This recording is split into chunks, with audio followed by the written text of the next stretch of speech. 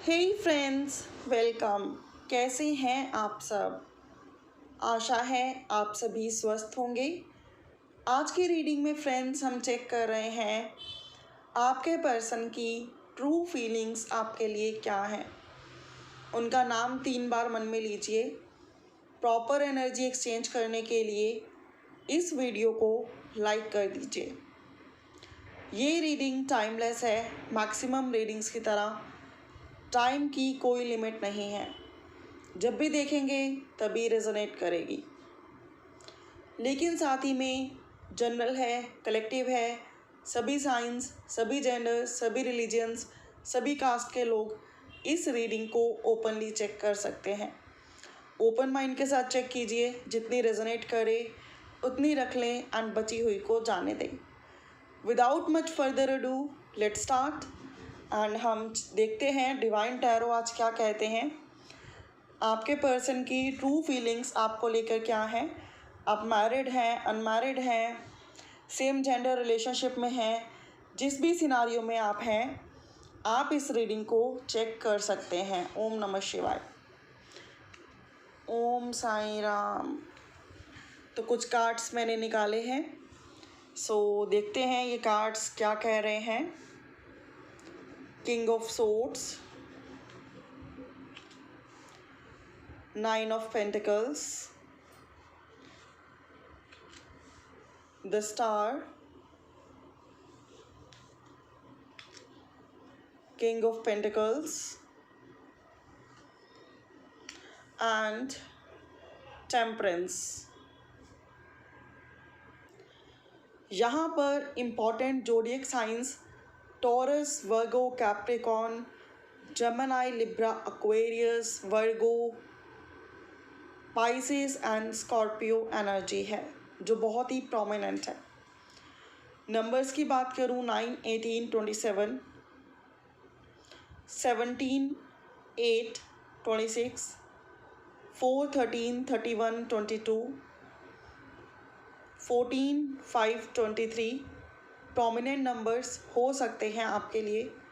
Months की बात करूँ तो अप्रैल, सितंबर, दिसंबर, जुलाई, जून, नवंबर, अक्टूबर आप लोगों के लिए प्रोमिनेंट हो सकते हैं। अब हम बात करते हैं आपके कनेक्शन के बारे में कुछ, सो दैट आपको क्लियर हो कि ये रीडिंग आपके लिए है भी या नहीं। मैं यहाँ पे स्ट्रांगली फील कर पा रही हूँ with the card of the star and temperance कि इस कनेक्शन में बहुत टाइम से आपने धैर्य रखा हुआ है, धीरज रखा हुआ है एंड आप दोनों ही काफ़ी ज़्यादा स्पिरिचुअल हैं, धार्मिक हैं, बैलेंस बनाने की कोशिश कर रहे हैं, लेकिन बैलेंस बनाते बनाते भी बैलेंस बन नहीं पा रहा है। आप में से कई लोग सेम जेंडर रिलेशनशिप में हो सकते हैं, कई लोग किसी मैरिड के साथ या किसी डाइवोर्सी के साथ या किसी सेपरेटेड पर्सन के साथ डील कर रहे हों, या फिर आप डाइवोर्सी, सेपरेटेड या फिर मैरिड हों। ऐसी वाइब्रेशंस भी यहाँ पर हैं। मैं यहाँ पे स्ट्रांगली फील कर पा रही हूँ कि आपके पर्सन काफ़ी रूड हैं, ईगोइस्टिक हैं, एटीट्यूड वाले हैं।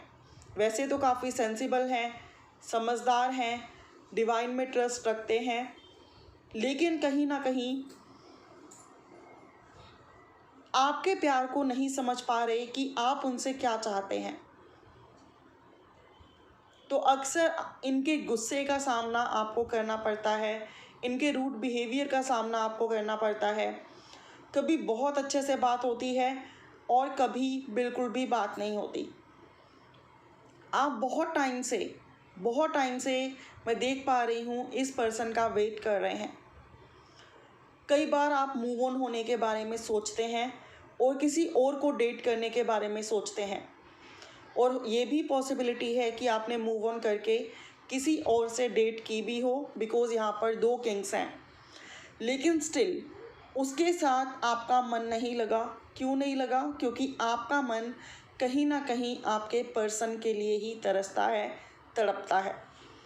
कई लोग मैरिड होके अपने हस्बैंड या अपने वाइफ से सेपरेटेड हैं एंड उनका वेट कर रहे हैं। ऐसी पॉसिबिलिटी भी यहाँ पर है। और आप दोनों ही मैरिड हैं अलग अलग पार्टनर्स के साथ, और एक दूसरे के साथ इस कनेक्शन को बेहतरीन बनाने की कोशिश कर रहे हैं, ऐसी भी पॉसिबिलिटी हो सकती है।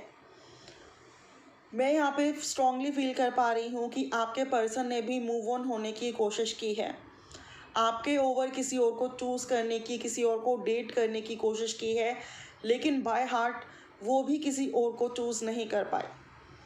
कहीं ना कहीं जितना मर्जी मूव ऑन होने की कोशिश कर लो, आपको भी सिर्फ़ और सिर्फ उन्हीं का इंतज़ार है, एंड वो भी आप ही के इंतज़ार में बैठे हैं और आपकी तरफ एक्शन लेना चाहते हैं।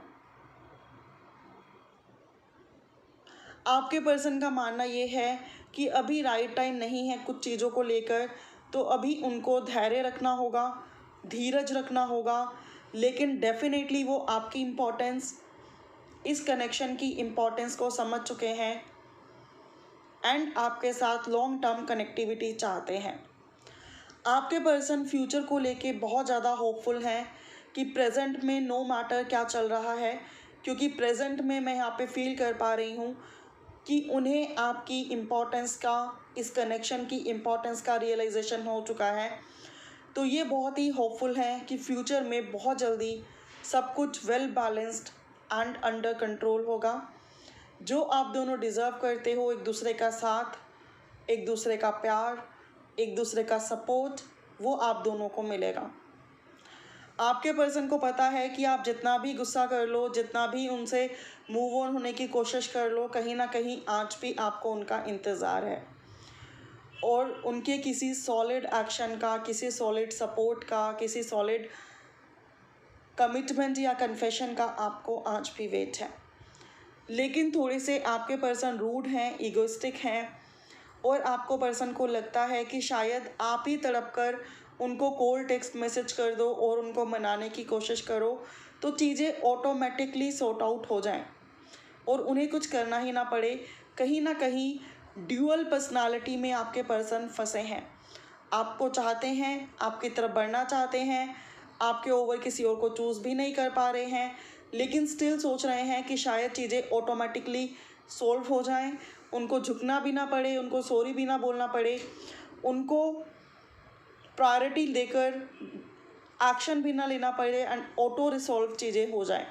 कहीं ना कहीं dual mentality and dual personality में आपके पर्सन फंसे हुए हैं। आपके पर्सन का कोई फैमिली मेम्बर काफ़ी डोमिनेंट हो, ऐसी पॉसिबिलिटी भी है, जिसके इन्फ्लुएंस की वजह से आपके पर्सन चाहकर भी आगे नहीं बढ़ पा रहे हैं एंड काफ़ी डिस्टर्ब और परेशान दिखाई देते हैं। धैर्य रख के बैठे हैं और सम टाइम इम्पेशेंट भी हो जाते हैं, उन्हें गुस्सा भी आने लगता है, बट स्टिल सोचते हैं कि फ्यूचर में सब कुछ ठीक हो जाएगा। डेफिनेटली क्लैरिफाई कर रहा है king of swords and 9 of pentacles को, द लवर्स। आपके पर्सन आपको अनकंडीशनल लव करते हैं और ये बात उनको समझ में आ चुकी है। द स्टार और किंग ऑफ पेंटिकल्स को क्लैरिफाई कर रहा है द 2 ऑफ सोर्ड्स, जो कि मैंने ऑलरेडी आपको बोला कि फ्यूचर को लेके वो बहुत होपफुल हैं, लेकिन कहीं ना कहीं दो राहों में, ड्यूअल पर्सनैलिटी में, डबल माइंड में कंफ्यूज्ड हैं एंड राइट डिसीज़न नहीं ले पा रहे हैं। टेम्परेंस को क्लैरिफाई कर रहा है 8 ऑफ पेंटिकल्स। कहीं ना कहीं उन्हें लगता है कि अब जब तक आप उन्हें, मतलब जब तक वो आपको अश्योरेंस नहीं देंगे कि हाँ वो इस रिश्ते को संभालेंगे एंड दोबारा से इनसे वो गलतियां नहीं होंगी जो कि ऑलरेडी हुई हैं, तब तक आप इन्हें एक्सेप्ट नहीं करोगे। कहीं ना कहीं इन्हें उन चीज़ों की रियलाइजेशन है। आपको आज भी इनका इंतज़ार है, लेकिन आप चाहते हो कि ये आपको ये एश्योरेंस दें कि दोबारा रिश्ते में वो पेन, वो हर्ट, वो उखड़ापन ये नहीं दिखाएंगे। जो पहले सब कुछ हुआ है वो दोबारा नहीं होगा। तब आप इस कनेक्शन में आगे बढ़ना चाहते हो। आप दोनों ही मूव ऑन होने की कोशिश करते हो बट नहीं हो पाते हो। एंड इनका नेक्स्ट एक्शन क्या होगा आपके लिए? The high priestess. डेफिनेटली ये सेंसिबल हैं क्वाइट एंड इस रिश्ते के लिए कोई सेंसिबल एक्शन लेते हुए नज़र आते हैं। क्लैरिफाई करते हैं हाई प्रीस्टेस को किंग ऑफ सोर्ड से। ये पर्सन बहुत ज़्यादा इम्पेशेंट होते हुए दिखाई देते हैं आपके लिए एंड बहुत जल्दी फास्ट एंड फ्यूरियस आपकी तरफ बढ़ते हुए दिखाई देते हैं। हो सकता है कि आपको ब्लेम करें कि गलती आप ही की थी, लेकिन फिर धीरे धीरे जैसे आपकी कॉन्वर्सेशन शुरू होगी ये अपनी गलती को एक्सेप्ट करेंगे एंड इस रिश्ते में एक नई शुरुआत करना चाहेंगे। एंड ये सब चीज़ें कब तक होंगी? डेथ कार्ड मैं देख पा रही हूँ कि आप लोगों का pain time, separation time over होने वाला है within 12 weeks, within 13 weeks and definitely आपके रिश्ते में रीयूनियन होता हुआ दिखाई देता है, रिकन्सिलेशन होता हुआ दिखाई देता है। मीनवाइल आपके लिए क्या गाइडेंस है? मीनवाइल आपके लिए गाइडेंस है कि आप अपने लाइफ में अपने करियर पर, अपनी खुद पर, अपनी फैमिली पर फोकस करें एंड जब इनका प्रपोज़ल आए तो इनको अंडरस्टैंड करने की कोशिश करें, मिसअंडरस्टैंड ना करें एंड चीज़ों को विद टाइम सही करने की कोशिश करें, इंस्टेड ऑफ कि आप लड़ाई झगड़ा करके चीज़ों को और बिगाड़ लें। तो ये थी फ्रेंड्स आप लोगों के लिए reading. Thank you so much for watching. If you like don't forget to thumbs up and share this in your group. Bye for now. For more clarity you can book your personal paid readings too, जिसकी detail description box में given है। अभी के लिए इतना ही। Bye for now. Have a good day and take care.